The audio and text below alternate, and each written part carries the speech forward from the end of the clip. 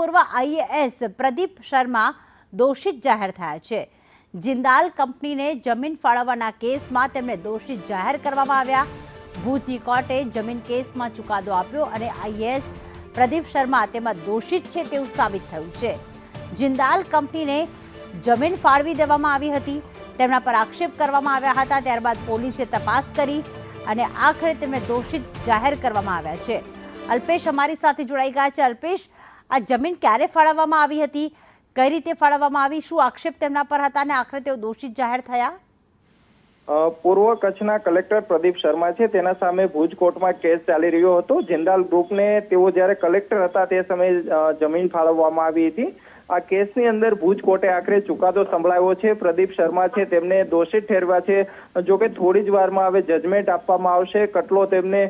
કેટલા વર્ષની સજા કોર્ટ ફટકારે છે તેના પર હાલ સૌ કોઈની નજર છે, પરંતુ કંઈક ને કંઈક પૂર્વ કલેક્ટર પ્રદીપ શર્મા છે તેમની મુશ્કેલી અત્યારે વધી હોય તેવું લાગી રહ્યું છે।